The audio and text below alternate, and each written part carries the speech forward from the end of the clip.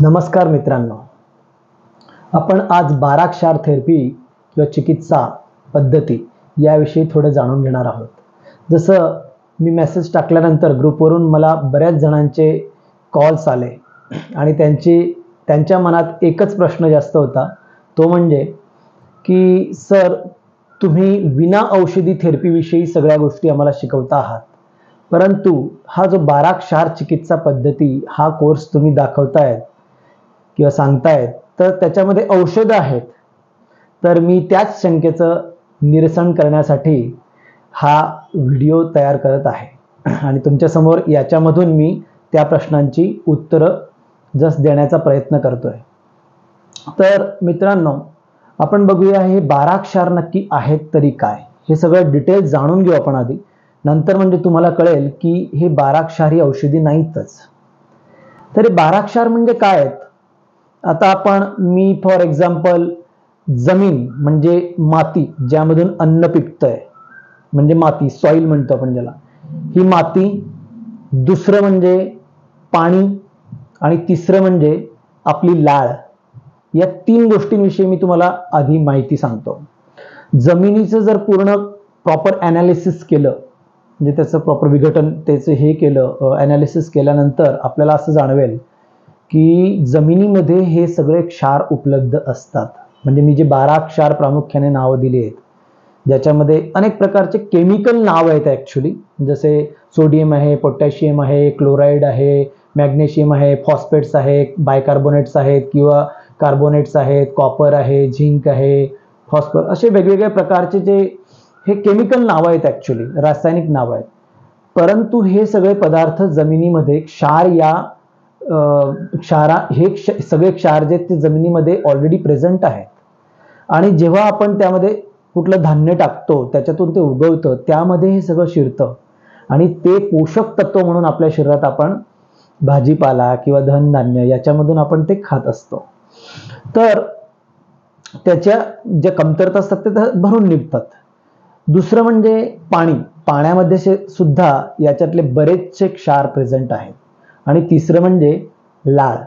म्हणून बघा, आपण ज्यावेळेस कुठली जमिनीमध्ये धान्य टाकतोय, त्याच्यापासून झाड निर्मिती होण्यासाठी पाणी देखील टाकायला लागतं, तेव्हा त्यातून तो अंकुर फुटून मग झाड तयार होतं, सगळ्या वनस्पती तयार होतात.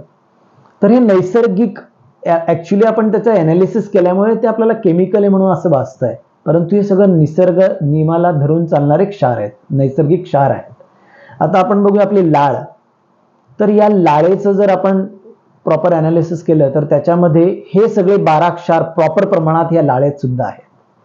तर आपण जे काही अन्न खातोय त्याच्यामध्ये ही लाळ जेव्हा मिक्स होते, त्यानंतर ते अन्न प्रॉपर पचतं आणि पचन होऊन त्याचं रक्तामध्ये हे सगळे क्षार जातात आणि आपल्या सगळ्या पिंडांच्या म्हणजे अवयवांच्या कमतरता ते भरून काढतं आणि म्हणून आपण हेल्दी राहतो.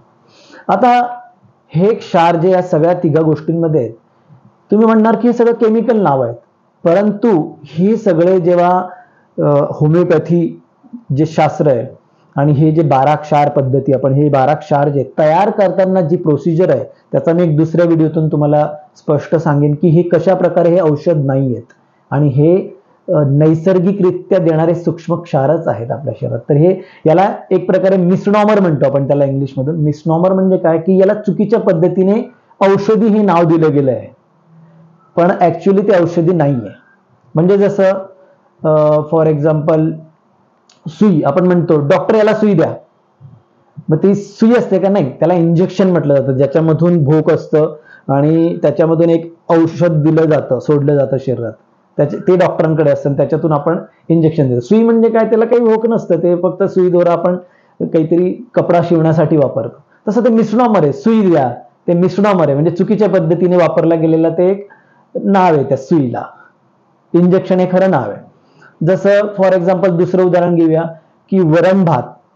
आता तुम्ही वरण भात खाताय, मग वरणामध्ये एक डाळ आहे, त्याच्यामध्ये काही वेगवेगळे विटामिन्स मिळतात, किंवा भात आहे, त्याच्यामध्ये ग्लुकोज वगैरे, कार्बोहायड्रेट्स असे वेगवेगळे पदार्थ तुम्हाला मिळतात अन्नातून. तर मग वरण भातला मी औषध म्हणतो का? नाही, म्हणजे वरण भात हे औषध नाहीये.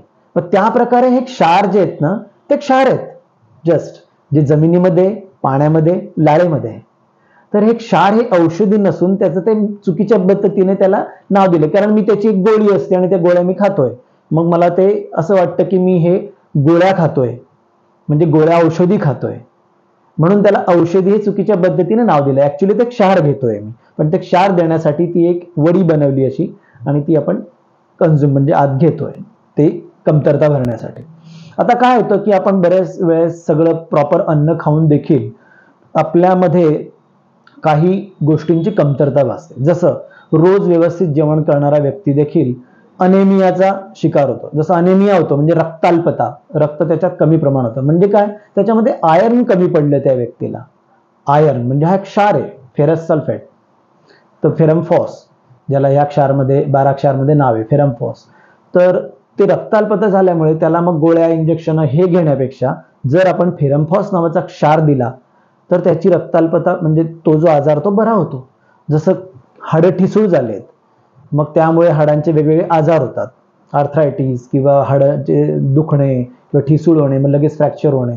तर हे कशामुळे होतं की कॅल्शियमची कमतरता आहे. मग कल्किरिया फॉस नावाचा एक क्षार आहे, तर तो तुम्ही जर घेतला तर त्या म्हणजे नॅचरली कॅल्शियम हे भरून निघतं आणि तुमचा आजार तो बरा होतो.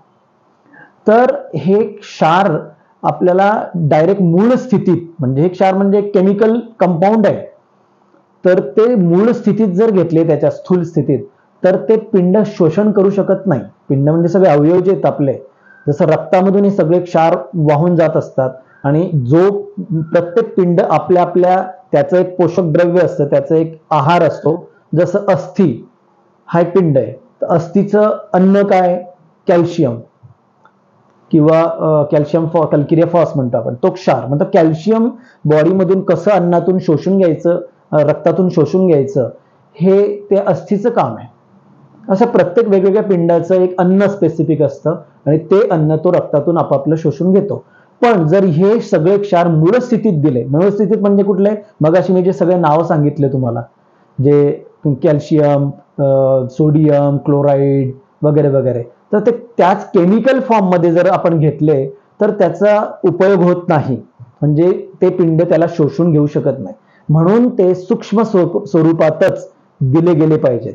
मग सूक्ष्म स्वरूपात म्हणजे नॅचरल स्वरूपात, जे नैसर्गिकरित्या ते जर आपण ते साखरेमध्ये खलून घेण्याचं, ते मी पुढच्या व्हिडिओमध्ये तुम्हाला डिटेल सांगेन की कसं हे औषध नाही आणि ते कसे साखरेमध्ये खलून घेतले. जसं एक खलबत्ता असतो, ज्याला इंग्लिशमधून मॉर्टर अँड पेस्टिल म्हणतात, तर त्याच्याने ते असे खलून घेतले जातात हे जे सगळे क्षार आहेत ते साखरेमधून, आणि त्याच्या एक पिल्स बनवल्या जातात आणि ते गोळ्या आपण त्या गोळ्यांच्या माध्यमातून आपण ते घेत असतो. म्हणून याला क्षार, म्हणून याला गोळ्या म्हणतात, म्हणून त्याला औषधे चुकीच्या पद्धतीने नाव दिले. पण ते क्षार आपण नैसर्गिकरित्या मिक्स करून नैसर्गिकरित्या घेतोय, म्हणून ते सूक्ष्म पिंड बरोबर त्याला त्याचं शोषण करू शकतं आणि बॉडीचं पोषण होतं.